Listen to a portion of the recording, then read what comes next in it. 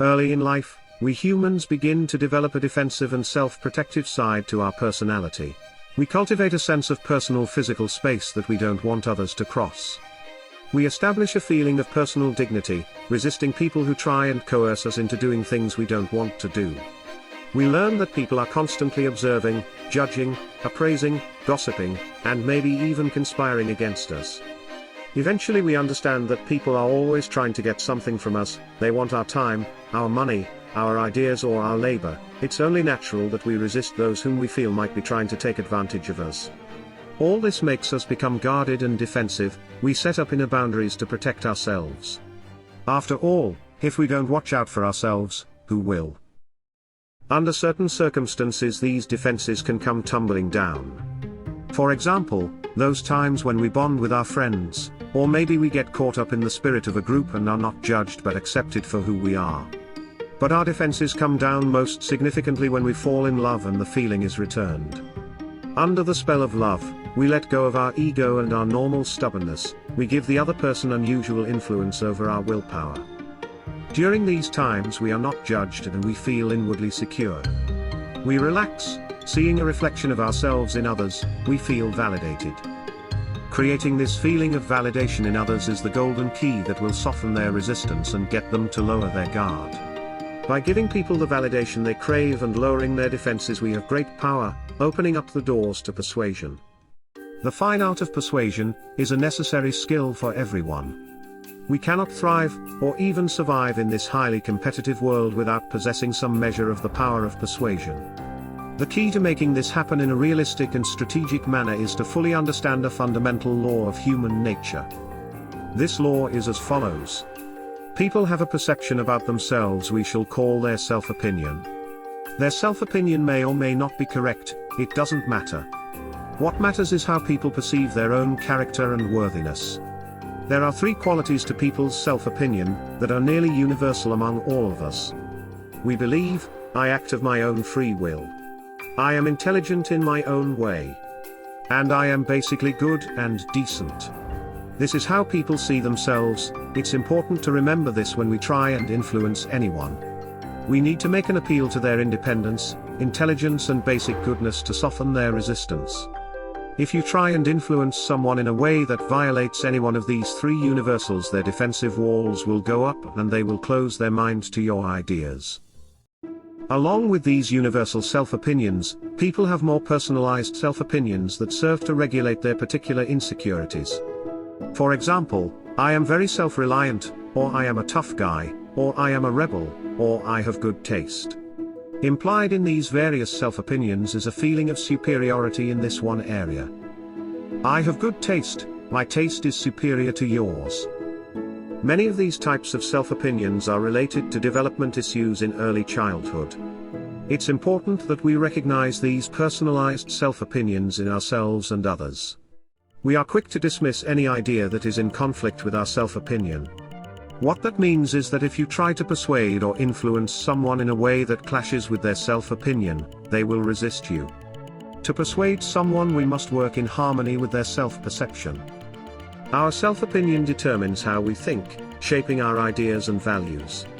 For example, if we see ourselves as particularly tough, we will then gravitate towards ideas that are realistic, hardcore, and unforgiving of other people's weaknesses.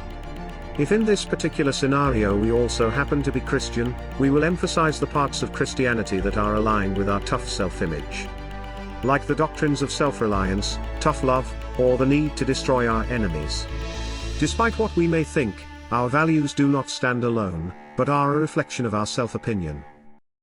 When it comes to the first universal self-opinion, I am acting of my own free will, we tell ourselves that whatever we do it because we choose to do it. Even if the truth is we were forced to do something, or gave into peer pressure, we may tell ourselves it was a choice.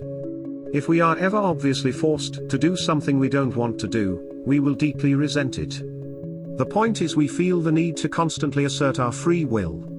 If people feel they are being coerced or manipulated, your attempts at influence will not work. They must believe they choose to do whatever they do. When you ask for a favor, find a way to frame it as something pleasurable or interesting, as a rare opportunity, maybe a test of skill or intelligence, as offering some type of benefit, and as something other people want to do. Another way to do this is to appeal to people's competitive instincts. People want to feel they are better than others at something, or smarter than others. You can move them to do you a favor by competing with others in this way. They can then feel superior as they are by far the best one to help you. You can give people gifts or rewards to gain their favor, but it's important these gifts are small. If your gift is too large, it will be obvious you are trying to buy their loyalty, and that will offend their sense of independence. If you offer a large gift they really need, they may accept it but will later feel resentful or suspicious. Small gifts, spread out over time, work best. People don't want to feel they can be bought or bribed, coerced or manipulated, in any way. In the second universal self-opinion, I am intelligent, we believe we are intelligent in our own way. A plumber may know he is not Elon Musk, but he is proud of his own form of intelligence, his mechanical skills and superior knowledge of plumbing. We may believe we have a lot of common sense, another way of being intelligent, and we might think we are cleverer, or more street smart than other people. Very few people are comfortable with the idea they are less than intelligent. Arguing is a horrible way to convince others, and actually has the opposite effect. When you disagree with someone and assert your opinion, you're implying you're smarter than them. This of course will cause people to resist your argument even more. Understand, everyone believes they are clever in their own way, and they will naturally resent anyone who implies they are less than intelligent. Instead, ask people for their advice or for their opinion. This will imply you value their experience and wisdom. Let them feel superior to you. That's exactly what you want. This will leave them vulnerable to your ideas and subtle attempts to influence them. Rather than arguing with someone, strongly agree with their point of view. This applauds their intelligence, giving you a bit of room to gently change their opinion or ask for a favor. Disraeli took this even a step further by at first arguing with someone and then slowly letting them change his opinion over to their point of view. This not only flattered their intelligence but their powers of persuasion. You can lower people's defenses by giving in on small matters that have no payoff. With less resistance you can then begin to move them in the direction you want, getting them to eventually concede on matters that are actually important to you. With the third universal self-opinion, I am a good person, we like to see ourselves supporting the right causes, maybe going to the right church or being a member of the right political party. We believe we treat other people well, we have principles we stand for. We go to work every day, smile and wave to our neighbors, and keep our lawn well manicured, all confirming evidence in our minds of how decent we are. As humans, we love to comfort ourselves with thoughts of all the good things we do. No matter how selfish we are, we like to believe we are fair-minded and care for the greater good. And it's important we let others know how decent we are. Just look at all the social media feeds that pronounce we are supporting the right causes. People love to be identified with a cause that is high-minded or will make the world a better place. Obviously, people will resent anyone who implies they are even slightly morally corrupt. We can use this to our advantage if we need a favor.